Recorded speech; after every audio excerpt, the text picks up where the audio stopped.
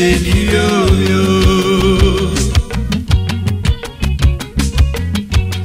Iyaga paporete ogena bugeni yo. Apaporete ogena bugeni yo.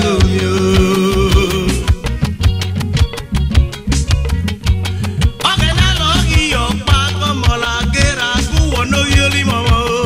Apaporete ogena bugeni yo.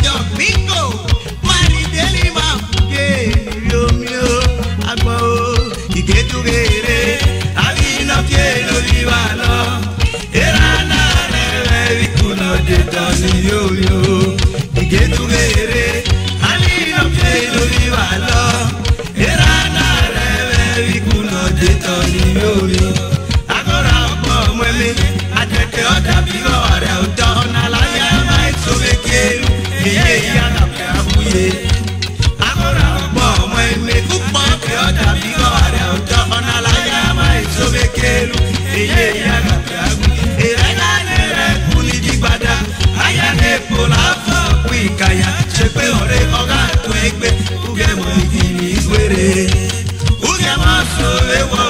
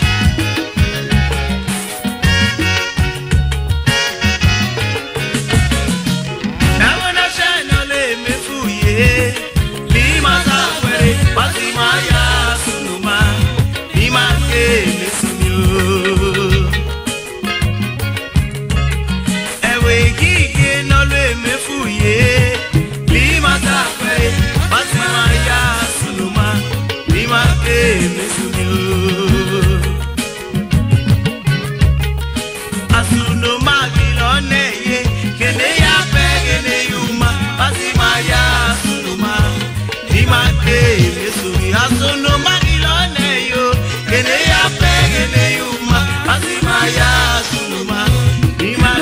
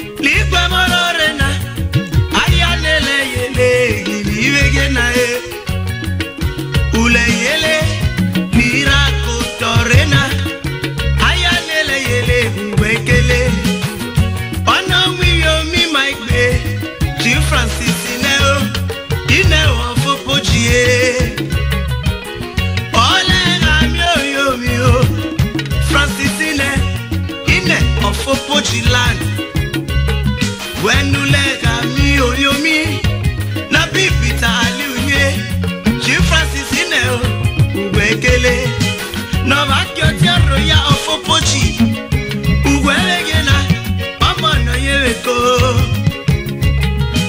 nova kyote royal of Opochi la ugwekele Ami Patricia o Chief Pat Oshoburie Mrs. Ine Opoto na dufalo Chief Patricia o Oshoburie Opoto na dufa igwe na Opoto na gyodo genuwele Onuwele oge fe o Mrs. Patricia o Ine Chief Pat Oshoburie Oshoburie yamane Lalule yele na te o Uni amote Oburie yamane Ule yele na te Uge odoge nuwele Onuwele oge fe Mrs. Ineo Patricia Oge na ino Oburie negya o Ine ikele Lucky Jessica Chief Jessica o Olu negi loge gona o Chief Mrs. Jessica o Osareti Wenu wegi modo o Chief Mrs. Jessica Osareti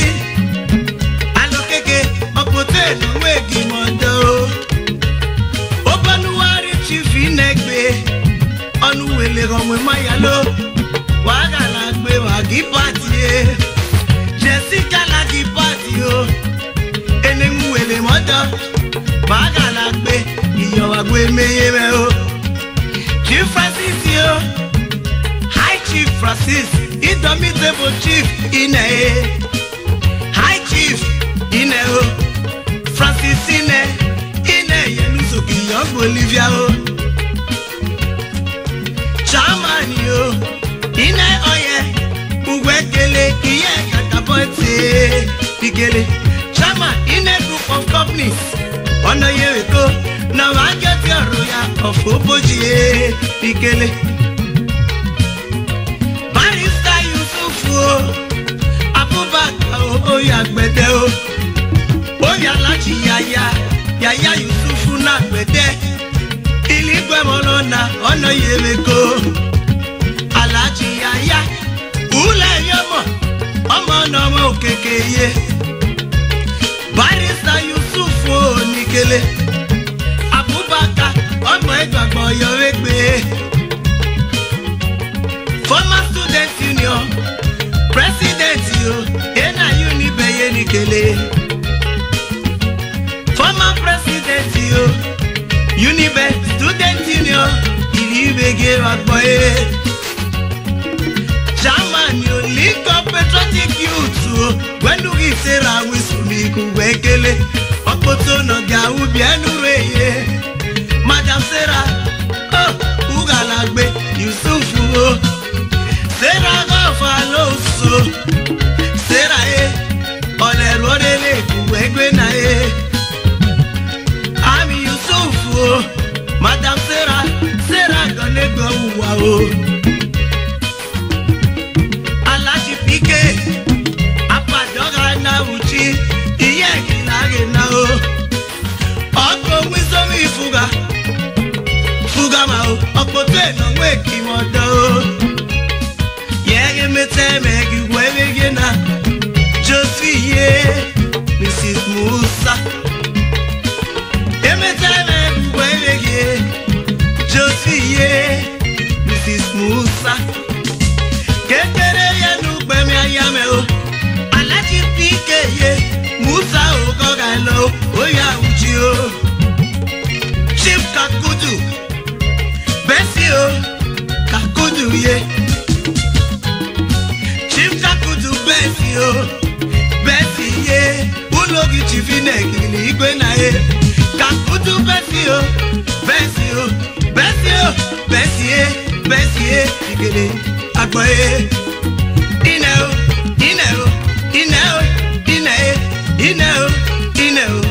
Uwekele Chief Kakudu Bessie no gaye Iye yogbo yoregbe Chief Richard Lamai Igami eni peruwe Chief Upego Chief Richard Lamai ke pengume chief upegu Pasca ono yo pome o ole ke lowoto iga bia ke pengume Pasca no you go me la diriche upegu go gailo upegu obi fuga ye nikele gone go uwele gongwe mayalo Salie oyo titi Sali no meme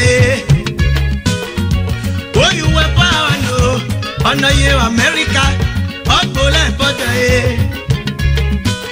Florence lo trewodo omo sino mo be obi ati uwekele Florence yo okpoto no le yele wewege bisi so titi iye nu so ke ma gbo efliye igbafe o misisi igbafe uwekele salastime ono ya uchi gime gbe mi misisi igbafe ugalagbe iyome belo anetega gime gbe mi bufegbo uwekele barisa richi anetega o obi fuga gilokona o Okomore no molo kekeye Yedwa boyo ekwe Wati masunuma Imake mezoye Richi no maya o Adedega ime o Bichana nesega goga no nikele Ulogo megena nikele Shifra sisine o Ine o Ilebe o nogayo Barista Abubakar Sufo Oya lati ya Yusufu na gbede nikele Chief Kakudu besi o Kakudu besi o Sikele ye Osana no mene o soke wangbo Osana ye Omo esono me o no mene o Dele o no mene o nikele Odidi yenu soke wangbo Francis Ineo, Chief Francis Ineo, Inego Gazao, Nikele, Erameo, Abudu Beture, Samuel, Nikele, Ulogo, Yeso Kemako, Nikele,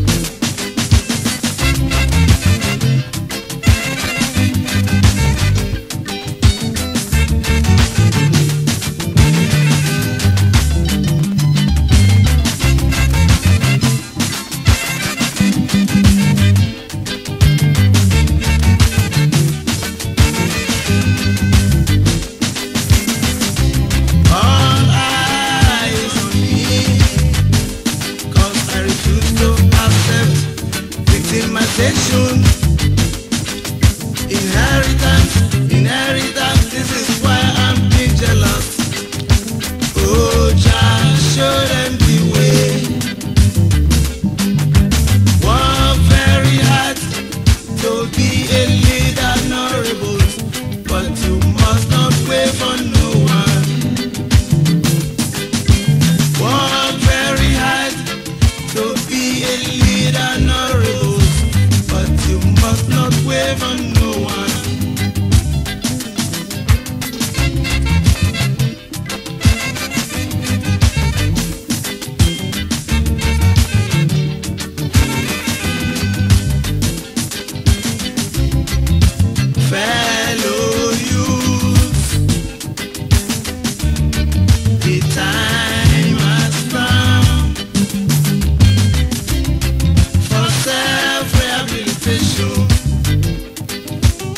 Disappointment from the people of the world.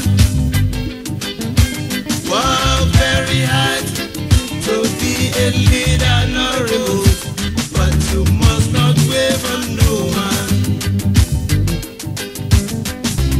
All eyes on me, 'cause I refuse to accept victimization. Inheritance, this is why I'm being jealous. Oh, just show them the way. Work very hard to be a leader, not a host, but you must not waver. Bupe gbọ́ kìlọ̀ ká ná pé ná gọ́mọ̀ ọdún ṣọ́rẹ́ náà gbé ìdẹ̀rì lọ. Oshugaye, Oshugaya mine, Ure Hako, Oshugaya mane, Chief Richard Lamaye, when you run a bogo, on the shore and I pay you. Oshugaye, Oshugaya mane, Ure Hako, Oshugaya mane, Chief Richard Lamaye, when you run a bogo. On the shore and I pray you know. Kosiegi lore no ya, wakana di lore no ya agaya bote, owo agaye oyo libire. On the shore and I pray you know. Oshugaye, Oshugaya mane, urega ko, Oshugaya mane, different alamaye, when you run a bobo. No sure like you know. Chief Richard of America, Chief Richard of London. Oh, you fuga, oh, yes, my memory in I fuga now. No sure like you know. Uncle Francis in Italy, Uncle Francis in Kuwait, only Francis, yeah, live again. Il a moré l'on a pas, il aurait mis sur nous. On ne saurait n'a pas nous. Canetio, Atoka, qui m'est américain. On ne saurait n'a pas nous. Jack Poppy, non, mais. Jack Poppy, give me baby, book, yeah, no come on the shore and I will know. Jack Poppy, no me, Jack Poppy, only for I get on now. Ulogo me any day, he had with baby, yeah. On the shore and I will know. Oshugaya, my name. Oshugaya mane, Chief Richard Lamaye, when you run a bobo, on the shore and I pray you know. And I am not for now, yeah, I'm for you, yeah, Book my party, look, and I pay no more, on the shore and I pray you know. And I am not for now, yeah.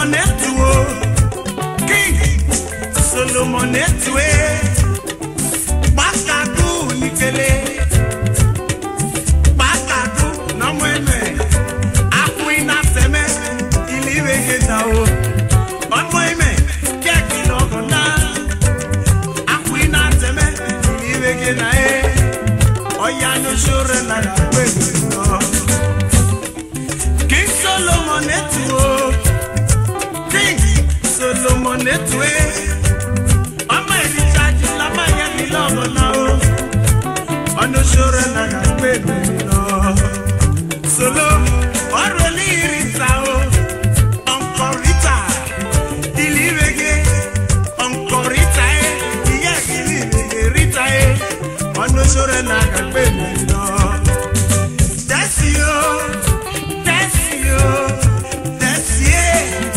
Solo ulogo mayeni dikele oya no sore na gbe mi lo Okasesio solo Solomon etu king bakaku no meme o ono sore na gbe mi lo Oshoga ya maine urega ko Oshoga ya maine Salamaye, la que solo no me Ono sure na gbe mi lo. Aso aya no ga funya o. Alega fusiuno, alega fusiuno ye. Upa kwa kilo kana pe mama e. Ono sure na gbe mi lo.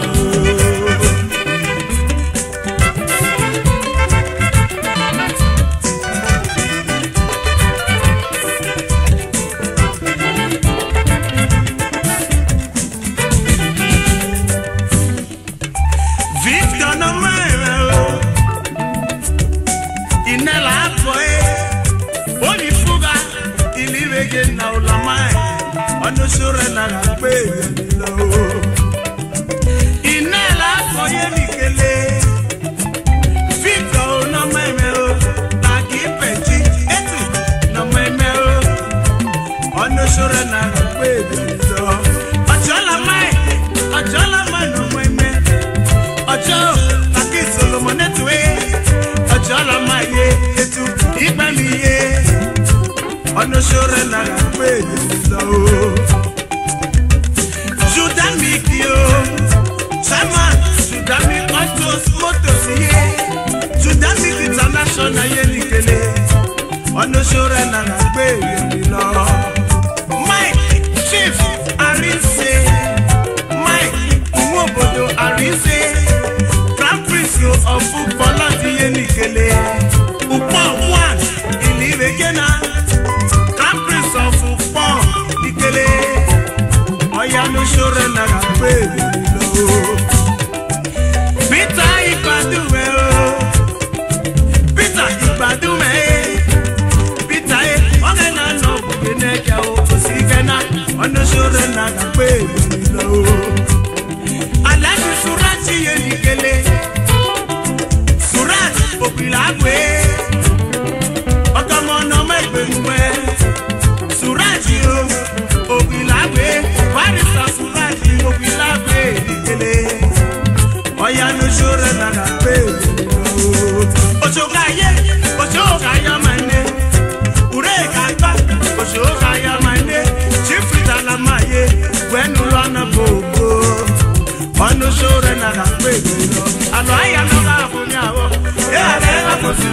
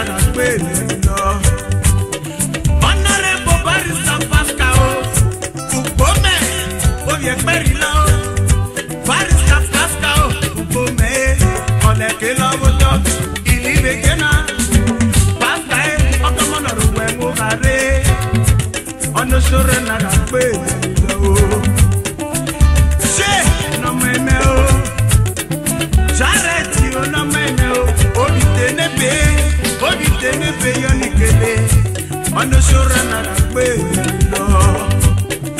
Charity na mẹ́mẹ́ o, ṣé na mẹ́mẹ́ o, Charity yẹ kúlógó mẹ́gẹ́ náà nìkele, ọ̀yà ló ṣòro nàrà pé lọ.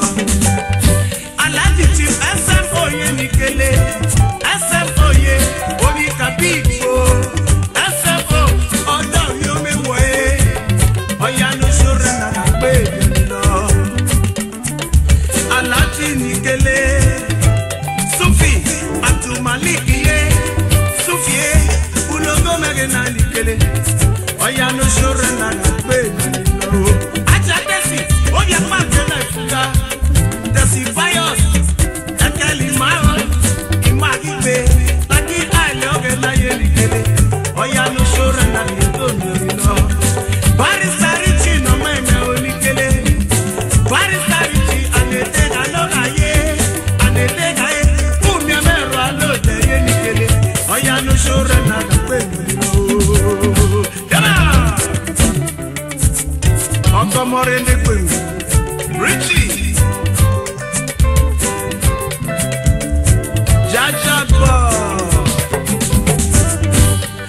Chief Otumba Ikogode, Chief Julius Ikogode ye, Ulogo Megena Nikele, Julius Ikogode ye no gaye, ono shore na kwe no. Ojogaye, Ojogaya mane, ure na ko, Ojogaya mane. Chief Richard Amaye, when you run a bobo, on the shore and a baby, Aloya no Gabunya,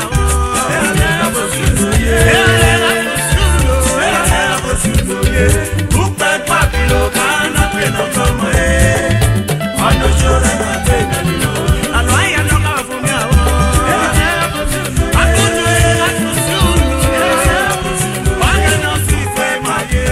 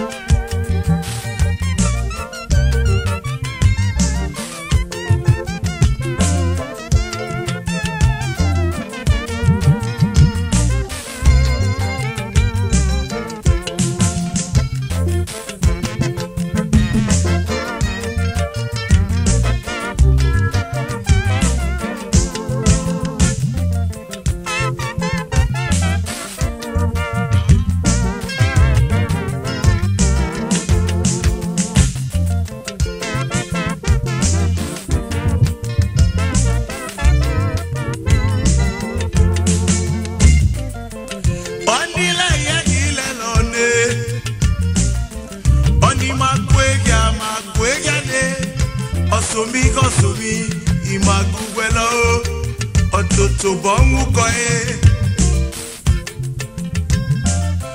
onile yegile lone soni asike me o imagugwelo osomi imagugwelo ototo bongu koe Ebemani of Bolivia o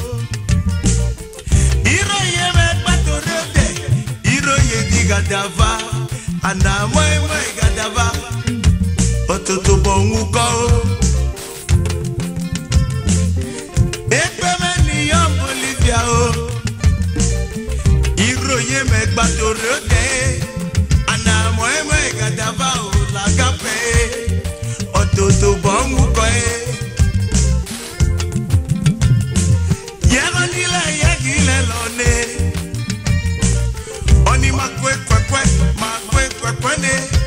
Osumi kosumi ki magugwelo Lukman ye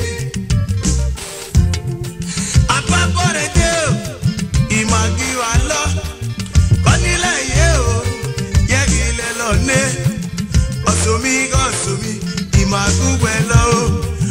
Ototo bongu koe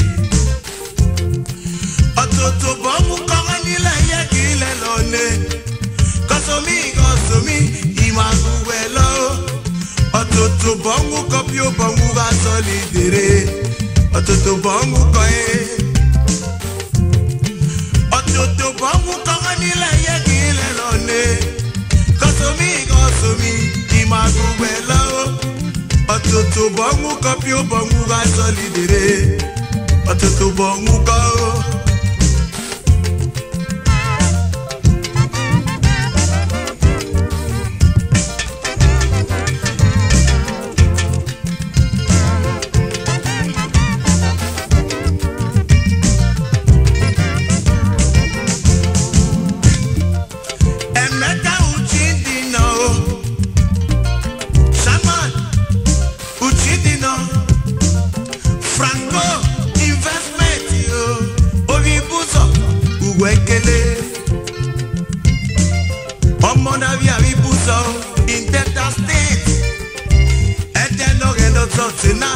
Obodo chukwu gosi la gosi Uchidino Nikele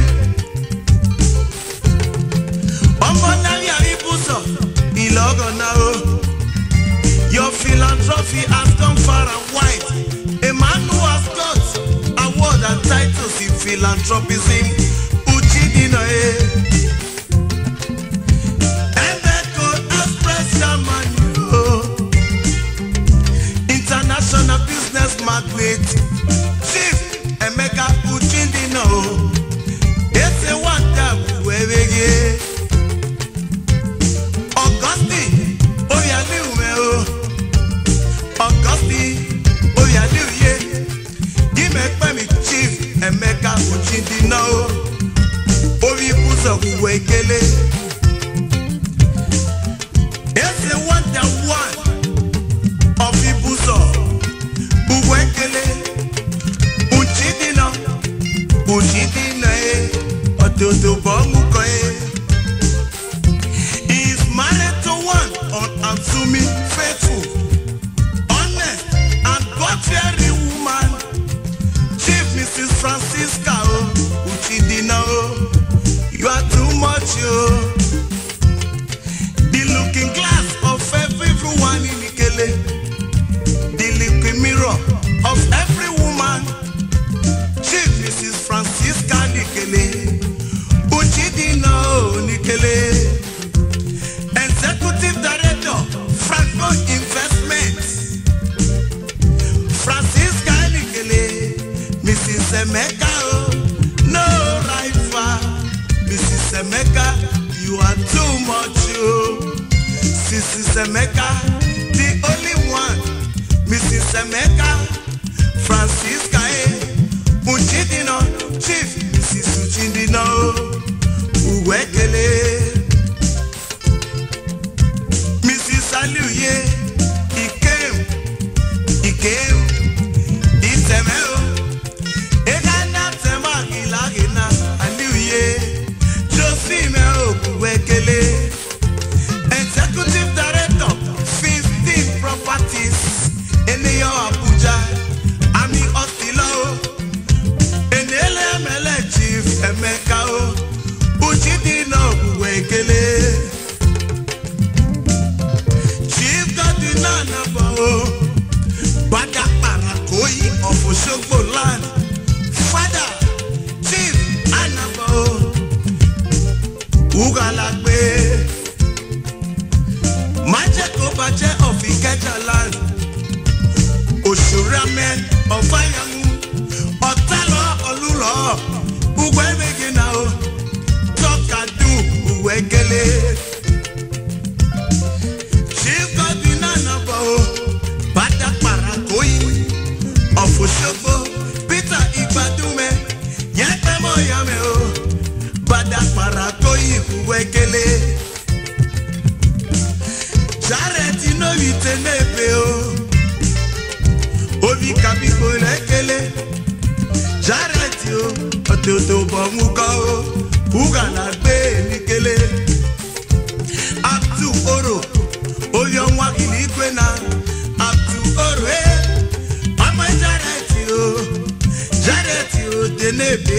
wekele ototo bomu koe Oseni Ahmed Oya uchigu wekele Oseni Ahmed Omo Chife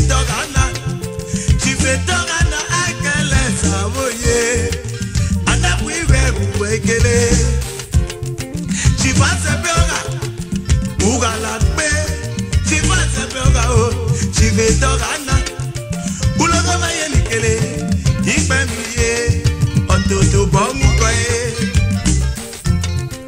Lukman yo Ono bakanya Atlant Dimere lukwi apu inu moro Lukman yo Iye kuwegele Ekeli mabatuke no maime o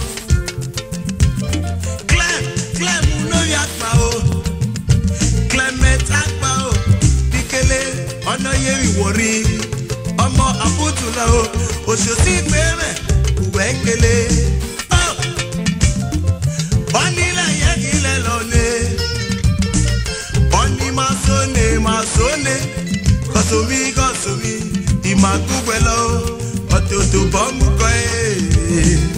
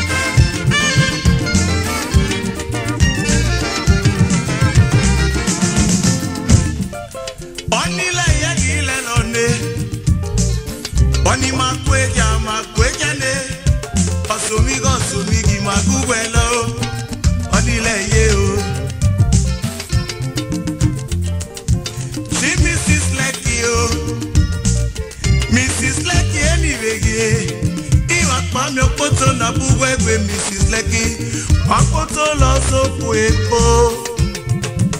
Chief Alajara binu wafeo.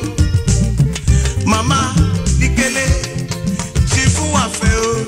Iye wekele, ototo bongu koe. Onile yegile lone. Mrs. Lucky, Kosomi, Imagubelo. Mrs. Leke ugala pe o Opoto no re gorere kugwewege Opoto no mwegi moto e Ono yo sero alode o Ore lo gbogomo ya Mrs. Leke iye ugala pe o Ototo bomu ko e Honorable Mrs. Obosuwa o Sofosuwa kosa biagbeme Mrs. Sofosuwa Nikele Ototo bongu koe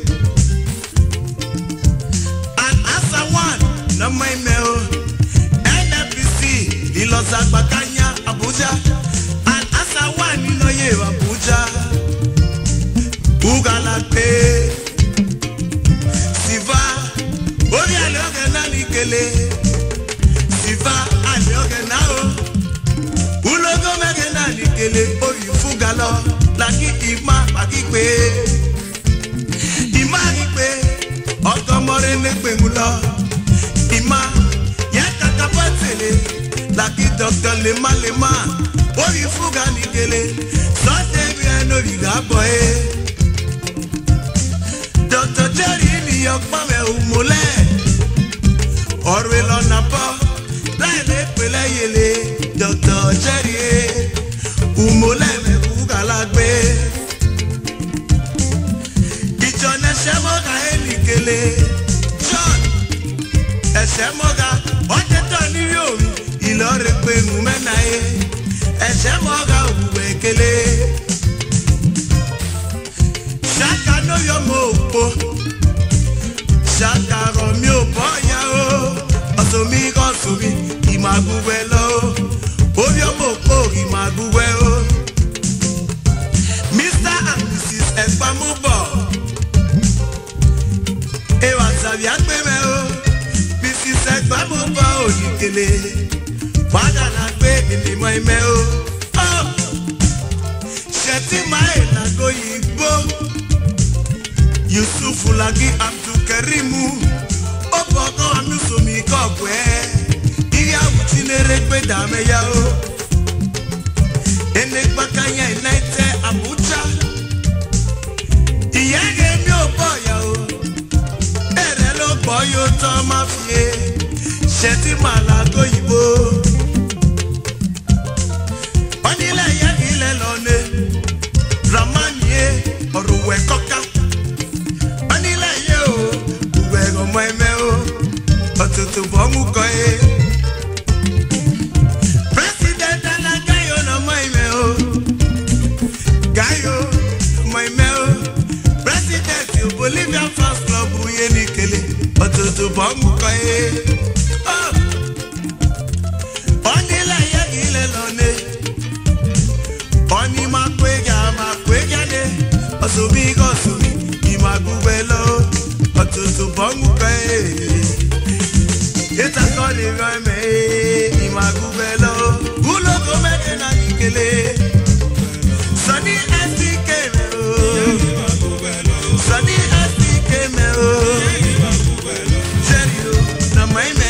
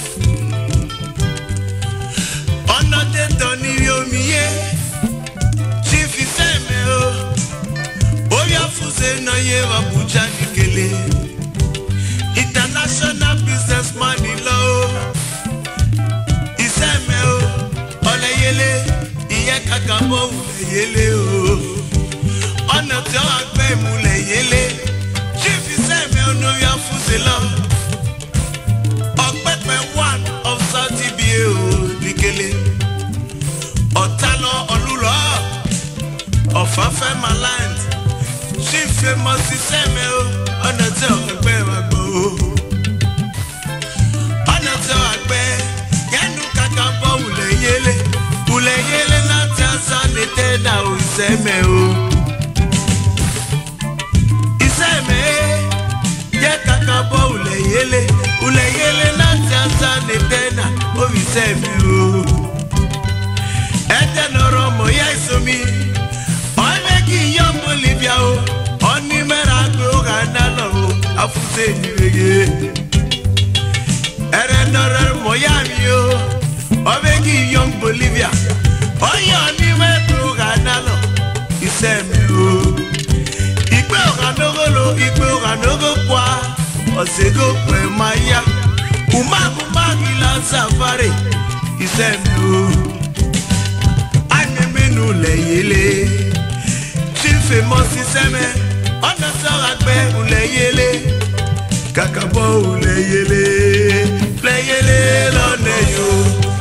She famous iseme, on the soragbe ule yele, kakabo ule yele.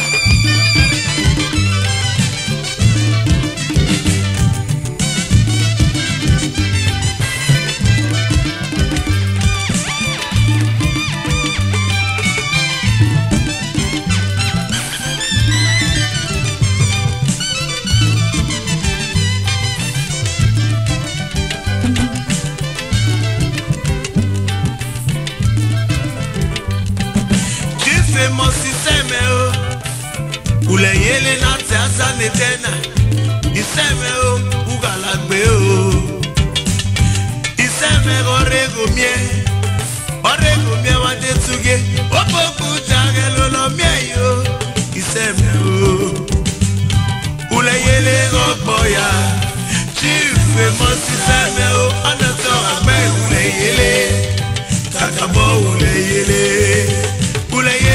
ogboya Le mosi sebe o Anoto agbe ule yele Kakabo ule yele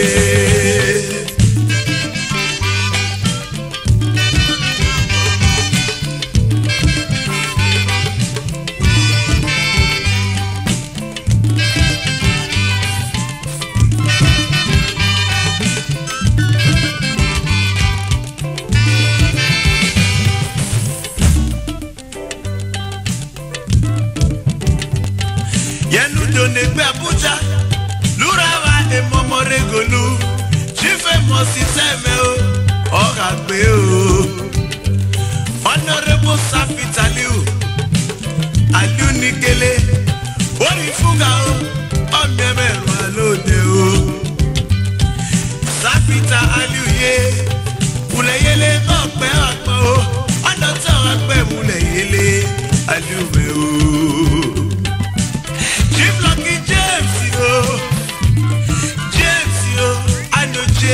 Ofuzare kuwekele Chief Lucky James ye Awa mano na buwekwe James yo Igbemi yo Oya pana noko more negbengu Ugala kwe Lucky James yo no mweme o Igbemi yo Oshoka no mweme Imera lo kuyokpe James you, no mweme o. Eba Uya yele go boya Chief, mosi seme o